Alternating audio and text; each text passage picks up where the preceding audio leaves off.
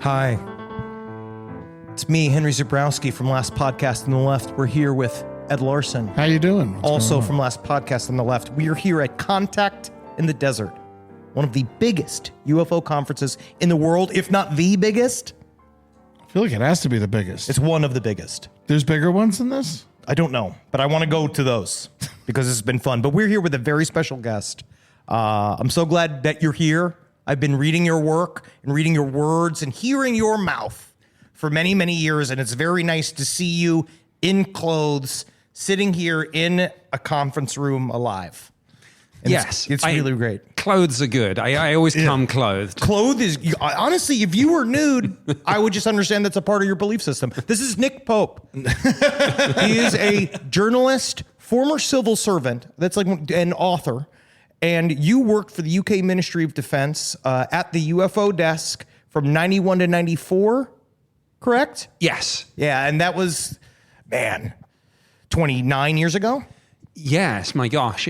Time flies. But yeah, Yes. my job there was basically to investigate the sightings and assess any defense, national security, and safety of flight issues. This is very, very interesting. I want to get into all of this. Is someone else doing your job now?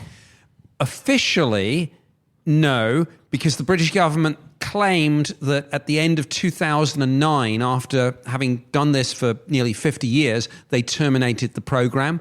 But I've heard fairly reliable sources basically say, look, they're still in the game. Someone's doing something. And what actually got really announced literally yesterday was that the Department for Science, Innovation and Technology is actually doing a study on how it would be announced if we find life beyond Earth. This actually fits into a bunch of questions we already had. Yeah. Because I wanted to start first with just straight up, you've been at Contact in the Desert every year. How much has it changed all over this time period? Like in terms of just UFO cons in general? Because you run the gamut, right, of all of these various UFO cons and what would you call it? Like anomalous thought conventions? Yeah, alternative belief. Yeah. Though there are some conferences really just focus almost exclusively on UFOs. Yes. But even within that, some people say, well, UFOs, what about alien abductions? What about crop circles? Things that people think are connected with this. But some conferences are a little bit more new age. They get into kind of spirituality, consciousness, crystals, that kind of thing. There's some crystals here. Oh, there are some crystals. Pretty impressive ones. Yes. Absolutely. Very athletic looking 60 to 70-year-old ladies losing their minds out there, man. Loving it out there. They are This is their mecca. this is their mecca. This is a crazy, have you ever been into, does George Norrie get drunk in public? I think that's classified information. I just want to know. I haven't seen him around. People are like, have you seen George? I was like, I haven't seen George yet. I want to see him.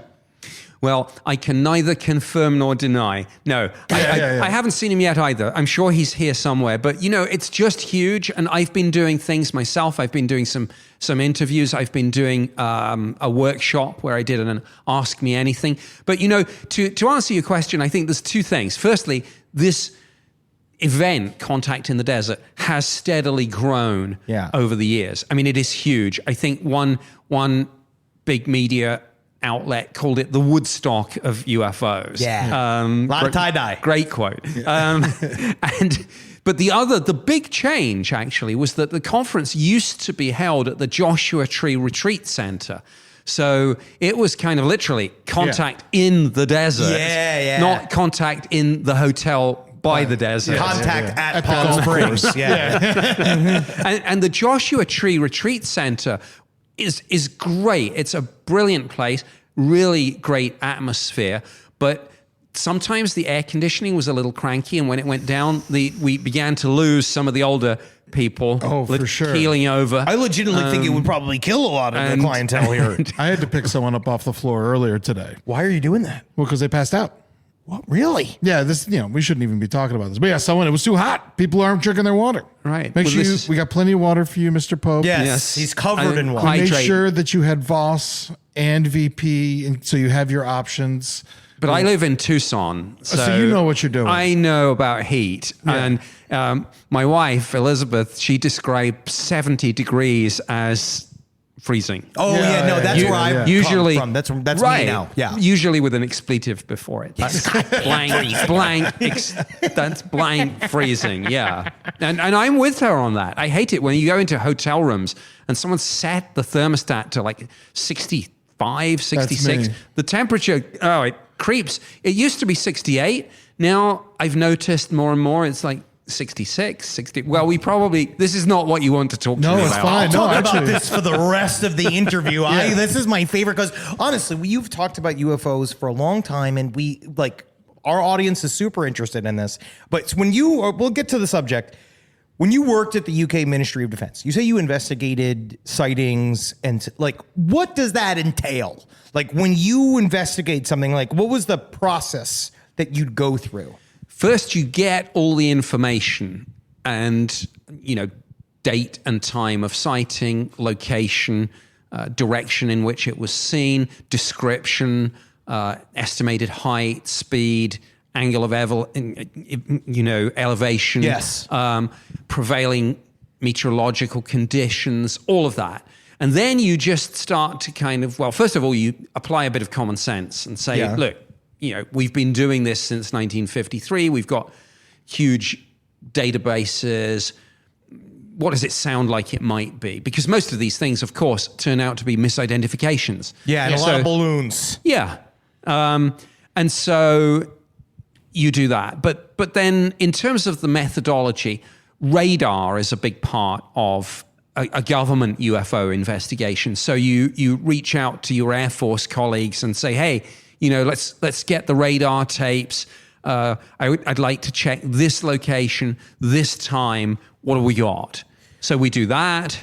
Then if we have a photo or a video, I would go to the intelligence community, imagery analysts, leverage their resources and capabilities and say, well, number one, is this a real photo or has someone faked it? Yeah. Number two, if it's real, what can you tell me about it? And does what information can you pull from it? Yes, and sometimes if it's a picture at night of just a light in the sky, the answer is not very much. Yeah. But if you have a daylight photo, particularly if you have some of the background in so that you can triangulate, you can start to calculate distance from the lens, height, diameter, that sort of thing, and then you can look at the structure and say, well, look, how does it fly? Because a lot of these things don't have the conventional, no fuselage, wings, tail, engine. But is there something there that could tell you something about the aerodynamics, the propulsion system, the energy source, that sort of thing? Well, now they just recently talked about there has been breakthrough in this concept of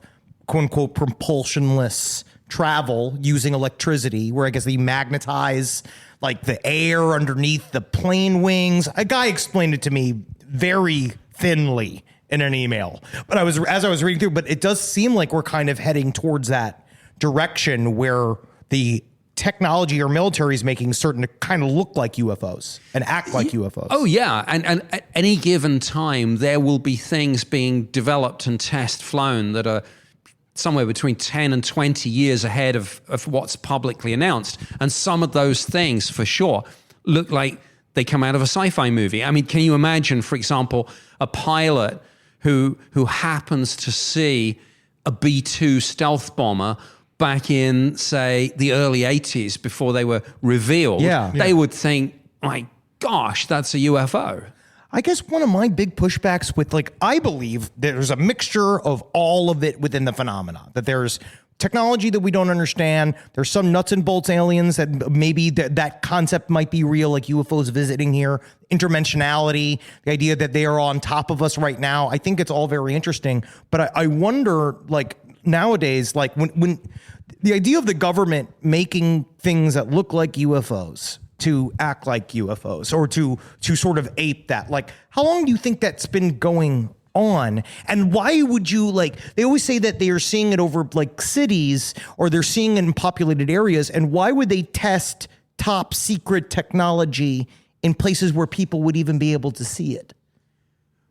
Well, partly that might be to see how those people react. Yeah. It's a kind of test, as it were. But generally speaking, you're right. Generally, we don't test top secret equipment anywhere other than really remote areas like Area 51, of course, or areas out over the sea, and usually at night.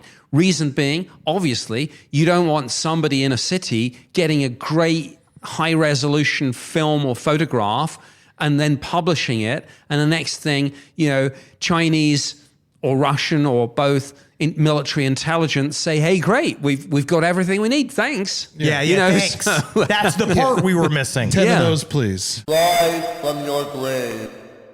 How do you feel about like how the U.S. Navy was kind of like now it's an influx of all of these reports and people seeing stuff, talking about how they've always saw stuff out in the deep ocean. Like, do you think that could possibly be military tech that we're seeing? Like, because there's a little bit of this kind of cat and mouse game that we're doing with Russia and China. It does seem like it's kind of just playing out more so in the news than in real life. I think you have it right when you say it's a mix of things. And in fact, in June 2021, the Office of the Director of National Intelligence published a preliminary assessment of the phenomenon.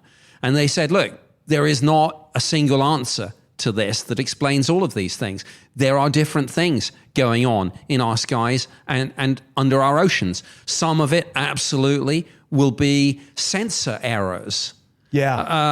Some of it will be our own tech. Some of it may be tech belonging to an adversary, and some of it may be something else. So I think all of those explanations, are none of this is mutually exclusive. Yeah.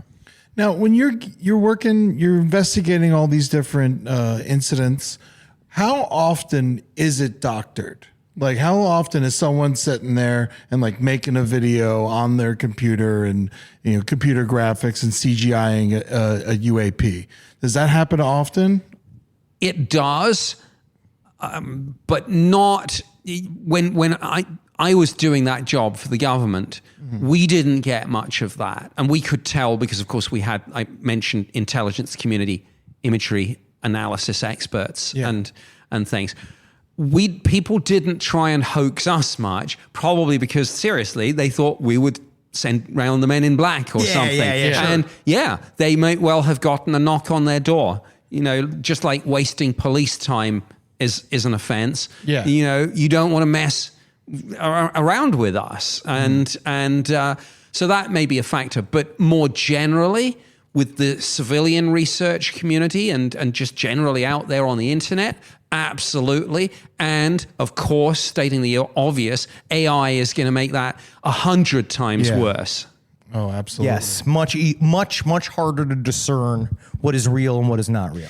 Yes, although I think that in a way it's like first you have a missile, then you have an anti-missile, then you have an anti-missile. Yes. The way to tell whether something is AI or not is to develop an AI program to answer that question. And then we're going to have to get rid of that AI. Then we're going to have to hire Harrison Ford. He's going to have to do Blade Runner 9. And he's going to have to kill that AI. All he does is crash spaceships and airplanes in real life and in movies. That's all he does. What was the attitude of the government when you were working for them? Like, how did they treat you guys in the UFO department? Like, I know, people call you the real Fox Mulder, which honestly must make you very excited. Yeah, no, that was fun. And of course, life imitates art, art imitates life. Eventually, of course, I met David and Jillian and Chris Carter and did Jillian say hello to you? Did she talk to you? Yeah, I think I went to the. I had been doing some work. I do sometimes because of my government background on this. I do some spokesperson work on sci-fi movies and video games, like consultant stuff. Yeah, consultancy, spokesperson. Awesome. So I did some work on the second X-Files movie, and I got to meet them all at the UK premiere of that. So that was fun. But yeah, how were we treated? Yeah, pretty. I mean, in one sense, I know this sounds crazy, and it isn't, but it was just another government job. Sure. But of course, when you walk down the corridors, people did whistle either the theme from The Twilight Zone or The X-Files. Yeah, sure. But also, of course, complete strangers would come up to you and whisper to you in the canteen, is it true? That's a lot of power. Have we got the aliens? It's been like, honestly, I'd probably getting paid more. You can tell me. Yes. If there was an alien, I'd probably get a raise. If you could maybe ask somebody else if there's aliens, that'd be great. I have an interesting question that it occurred to me before this interview. You worked for the British government. What would happen if a very public landing happened in the middle of Britain? Like what would in front of Buckingham Palace, like a UFO lands, who gets the call? Who investigates? It would, in the first instance, probably have to be the Ministry of Defense, because Yes. the first question from the Prime Minister downwards would be, is there a potential threat here? Yeah. And if there is, what could we do to mitigate that threat? So you could not have a situation where the Ministry of Defense was not involved at some level. Do you think that's an issue with all of this altogether, that all of the interest comes from our weapons like sections and our military sections? Like, does that color how we view the entire phenomena? It does. And it's a very interesting question, because the answer to it is most countries that have run and are still running UFO programs embed those programs either in their DOD or in their military. France is the only country that I can think of offhand. They actually embed their UFO program in their space agency. So it's a different model. And absolutely, of course, if scientists are leading it, it's done a very different way, and there's a different mindset to if the military are doing it. Because with the military, the two questions are always, is it a threat? Mm-hmm. And can we acquire some of this technology, whatever it is, and weaponize it? And stop it getting into the hands of an adversary who might also weaponize it, which, by the way, explains a lot of the UFO secrecy. Sure. But to answer your question, it's interesting because it goes back to that point about the fact that the British government is now doing this study into how it would be announced if we find. Now they're thinking more along the lines of what if the James Webb Space Telescope finds something, but of course it reads across into any number of other scenarios, including the kind of landing on the White House lawn or in front of Buckingham Palace. Because I feel like in America we would choose we're like, all right, The Rock, you got to go say hello to these aliens. They're looking for your autograph. Like, I feel like it would be that's what I imagine. It's like you have a general, The Rock, Terrence Howard. They go down to go talk to the aliens, and that would be a peaceful society. Wait, we get Morgan Freeman, because then Nothing wouldn't then he does the kind of announcement in those silky tones. Oh, yes. And that's how we do. And he came all the way from Zeta Reticuli. He's done it in movies, so maybe he'd do it from real. No, but look, in real life, first, as I say, you would have to gather information, find out very quickly, is there a threat?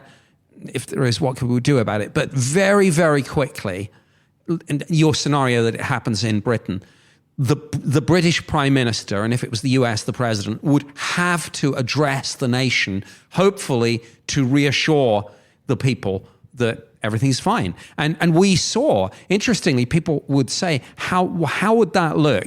We have kind of a blueprint for it. It's funny, it's not a movie.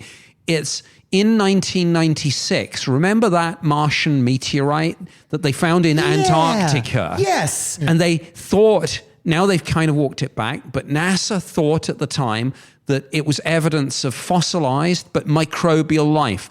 President Clinton went out into the Rose Garden and he gave a speech, and you can still see it in the archive, and it's out there. And he said something like, ladies and gentlemen, one of the biggest and most profound questions that we can ask as humans has come a step closer to being answered, subject to further scientific validation.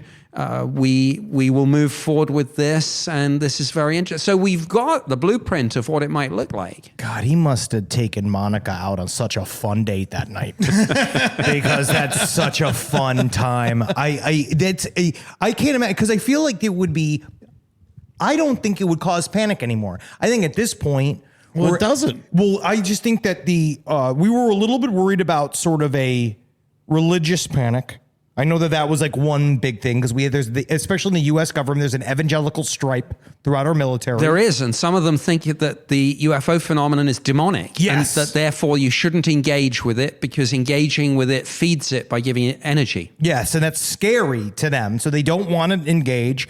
But then If it came out of a volcano, it'd be demonic. Yes, yeah, it would be interesting. But I also think that in the way that information disseminated right now, I don't know if people would believe it. Yeah, that's another really interesting thing. We are so divided politically that if the president was to say, my fellow Americans, people of the world, we are not alone, everyone who supports the other political party would say this is fake news, this is a false flag alien invasion, they're going to do a Space Patriot Act, take away our freedoms, etc. But you said that you don't think people would panic these days. And up until fairly recently, I went along with that. I was very much, kind of war of the worlds, panic in the streets, run for the hills. That's probably not. Let me play devil's advocate. Okay. And say, 2 or 3 years ago, the world kind of lost its collective mind. Yes. And we tried to shut down the world because of something that, although it was new, it was not unanticipated.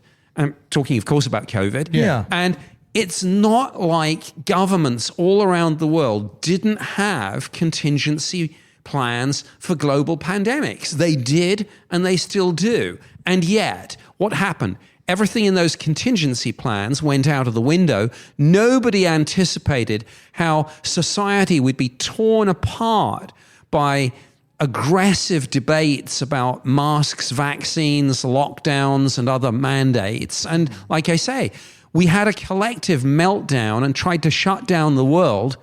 If we did that for something where we had the contingency plan, and we've had pandemics before, I'm not so sure that there wouldn't be panic if suddenly we got up close and personal, landing on the White House lawn, aliens. Also, the truly unknowable thing about the human psyche is that I think you'd see patches of people like, let's say you had a full-scale biological alien invasion.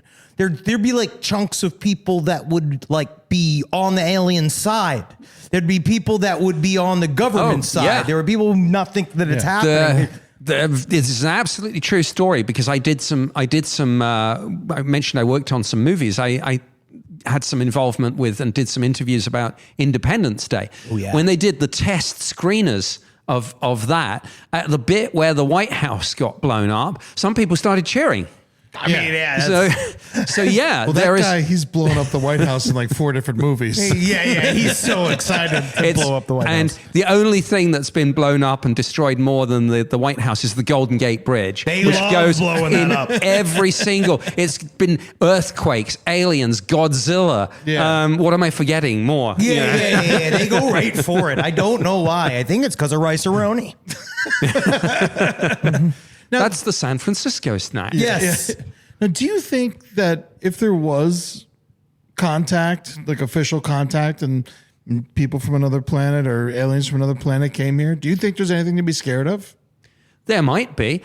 In a universe nearly 14 billion years old, there might be civilizations out there a billion years ahead of us. And as Arthur C. Clarke always said, any sufficiently advanced technology is indistinguishable from magic. Yeah. And even if they come here with altruistic or neutral purposes, who's to say that something might go wrong? Mars Attacks is always my favorite when they release the birds. Yeah. But they give us gifts of technology, and what's the first thing we're going to do with that technology? Weaponize it. Yeah. And if it's technology a billion years ahead of anything we've got, well, heck, we crack this planet open like a nut. Yeah. So yeah, there is potentially something to be concerned about. I think that's government looks at everything through the lens of two questions. What are the threats? What are the opportunities? Those questions do arise with UFOs and would arise with first contact, just the same as they would arise with anything else. Yeah, because if all you have is a hammer, everything looks like a nail. Yeah. And that's what they want to do. Rise from your grave. After all these years of working in this industry, or I don't even know what you call this school of thought, has anything gotten clearer to you? Or because I have found in my time of reading that I describe myself as a Robert Anton Wilson across the board agnostic, where I no longer fully believe in a single thing. Like you do twice the amount that I have. Where are you at now? What do you think's going on? Some things have gotten clearer. I mean, if you think back to before that kind of groundbreaking New York Times article in December 2017, before that time, we didn't even know for sure that the US government had a program still looking at this. We knew that they had Project Blue Book back in the 50s and the 60s, but we didn't even know there was a program. Well, now at least people might not like what they say or believe some of it, but we have now acknowledgement that there have been these programs. We know their names. We know the names of some of the people who ran them. We have some of the videos. We have those 3 F-18 forward-looking infrared videos that have been released. We have some declassified reports. NASA have done a study. The Pentagon has done several reports. The Office of the Director of National Intelligence has done reports. So yeah, we have more data. We also have outside organizations like the Galileo Project, run by Professor Avi Loeb at Harvard, getting involved with this. He's doing crazy work. He's doing great work. Because a few years ago, scientists and academics were afraid this was like a third rail. You didn't touch it. It was career suicide. Now you've got heavyweight, internationally renowned astrophysicists like Avi Loeb talking openly about this and openly researching and investigating it. So we have moved forward. But of course, as is always the case, when you have more data, sometimes you just have more questions too. New questions arise, for sure. Yeah. In science, you have to conduct experiments to find out if things are true or not. And it's like, so if you're not even conducting the experiment, then how are we supposed to ever be prepared if anything does happen? Exactly. And we need more scientists in this, because the scientific method, absolutely, particularly in terms of things like repeatability, of course, does not arise with a lot of the data in the UFO field, but it needs to, if this is to truly become mainstream. I mean, the subject has come out of the fringe and somewhat into the mainstream. The one thing, though, is that does the subject hold up to the spotlight? Because that's the one issue I find as someone who's also wanting to help push UFOs into the mainstream, is that then you start to realize, oh, there's some stuff in here that is like either real crazy, it's hard for people to maybe wrap their brains around, or there's some like weird stuff in the bottoms of ufology that's like bad. Completely. Look, let's make no bones about it. There is some material that gets brought into the UFO field, which is just plain wrong.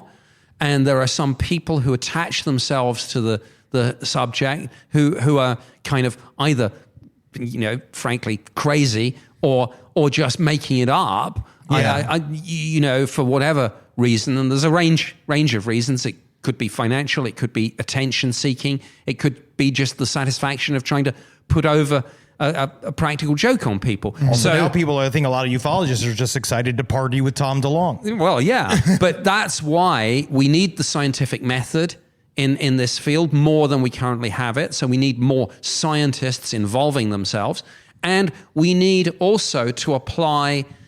And this is a failing, I think, in the system more generally, but we need better critical thinking in terms of things like locating and citing proper sources. Yes.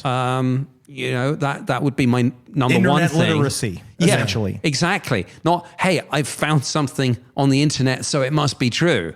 See, also, I'm a person that I ironically embrace out their ideas, and then more and more as I get older, it starts to become something I get into. And that's the problem sometimes. Yes, I just like the weirdo ideas. But people should push back against it, and all of this, and not all of it will stand up to the spotlight. To go back to your point, and that's good, because if it doesn't stand up to scrutiny, to the spotlight, throw it out. Yep. And then let's focus in on the things where we do have good data. The more we can throw out and say, you know what, we've looked at that and it's wrong, we can eliminate it. It's like I don't know, a crime, like one of these movies where there's a murder and lots of suspects. Well, the more suspects you can eliminate, the closer you get to the real culprit. Yeah, that's really, honestly, this has been great. First of all, we've learned a lot from you.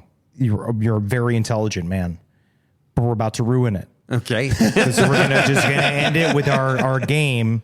It's like, we just want to know more about you. Okay. So this is plumbing the depths of your soul. Okay. With Inside the Alien Studio. Okay. Inside the Alien, yes. And I don't know if you've ever seen James Lipton or not before, but we will do a bad impression of him. He's not assuming that you know or have seen James Lipton because you're also British. Okay. I'm not sure I have, but okay. All right. What is your favorite word? Wife. Ooh, very nice. She's not going to see this. What is your least favorite word? It's 2. Okay. Or it's 3 or 4, is it? Closing time, or the bar is closed. That's what I'm talking about. I'm sorry, sir. The bar is closed. I'm sorry, sir. That's a sentence. That's my word. That's my least favorite sentence. Least favorite word. If it's a single word, hate. Yeah. Because everything else that's bad, war, torture, prejudice, everything probably stems from hate. Yeah. So my least favorite word is plump. I'm a husky over here. I hate that word. What turns you on? It doesn't have to be sexual. It doesn't have to be sexual. This is not just what makes you hard. Is it the Voss water? What interests you? This is a question about fetishes. No. What turns Mr. Fetishes. I am going to take this question in the more general sense. Please. Although it does read across intelligence. Yeah. What turns you off? Closed-mindedness. Yeah, I can see that. This is a fun one. All right. What is your favorite curse word? And I'm probably going to mispronounce it, but obviously help. Yeah, thank you. It is the one, and I was only recently introduced to it because Congressional Representative Tim Burchett, who is very engaged in the UFO field, uses it, and it's a Southern one. It's the God damn it. It's and maybe it's a slightly different. God damn it. Gad, I think it's that one. It's very Yosemite Sam. Yes, that is. It's that one. That's a very purely American expression. It's that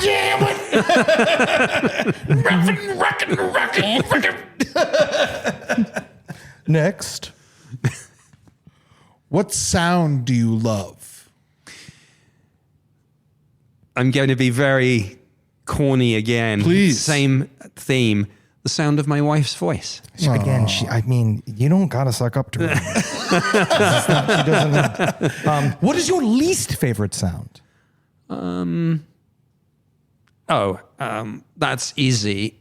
It's the fingers on the chalkboard thing. Yeah. And that's interesting. I don't know what neuroscientists say about that, and why it is. I think it's to do with a crying baby. Yes. Evolutionary biologists have said it's hardwired into us to be alerted by that so that we can protect the babies. Yes. And there's something about that. Yeah, and I'm always And- trying to nurse the babies that I see crying outside, and you know, no one likes it. Let me kind of qualify that. So my answer to the question is the fingers on the chalkboard, but a baby on a long haul flight. That's the same thing. They should be kept in the hold. Yeah, that's They what the should be bathroom is kept on the for. bottom. Yeah, they should be underneath the plane.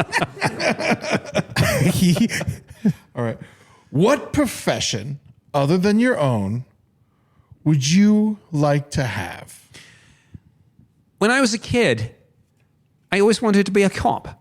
Wow. And, you know, if I had my time again and had to do something else, I think I'd be a cop. Oh, wow. And I would want, you know, maybe I just watch too many TV shows, but I would want to then become a detective looking at the most serious of cases, the homicides. So I see you in like a Punisher shirt with the Oakleys and like the backwards trucker hat.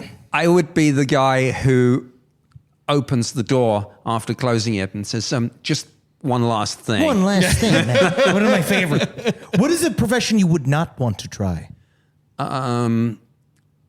Probably anything that involves heights. So I Yeah. don't think I would want to be a lineman. Yeah. You know, It's also considered the number one most dangerous job in America. I mean, yeah, not only is it heights, but it's cables. So Yeah. it's kind of like a double whammy. Yeah, none of that. But yet you researched the thing with the most height. He's on the ground. I'm on the ground. Yeah. So yeah, lineman, but also something else that I would not like. It would be like sewage working. You Yeah, know, like yeah, that septic kind of guys. septic. Yeah. Yeah. Someone's got to do it, though. Smells, fumes, stuff. This is the Yeah. last one. Okay. If heaven exists and God is there, and when you enter into the pearly gates, what do you wish he or she would say to you? That is a hard one. I think something like, "Welcome, Nick. You did good." Yeah. Yeah. That's all I want to hear as well. Yeah. Lee Henry, you did well. Mr. Poe. You know, did you lead a good life? Because that would be it. That would he would know. encapsulate. He would know. He would or know if she, it's all real. or it. But it might just be total blackness. Yeah. Well, this has been great. Honestly, Nick Pope, this has been awesome. Thank you so much for having time with us. Is there anything else you want to plug? Is there any book Do you have or a book socials or anything you want to plug? You know, my website, for those that want to know a bit more about my background and my work, is nickpope.net. Got it. And my Twitter just changed to X, might change back to Twitter because Elon's apparently thinking about that. Yeah. That's the social media platform I use most, and my handle there is at Nick Pope MOD, which of course the MOD is Ministry of Defense. Yes. So at Nick Pope MOD. Absolutely. We'll harass you on The socials. Twitter. I'm saying Twitter. Yeah. I'm saying I don't care. You do what you want to do. I'm going back. Thank you, Mr. Pope.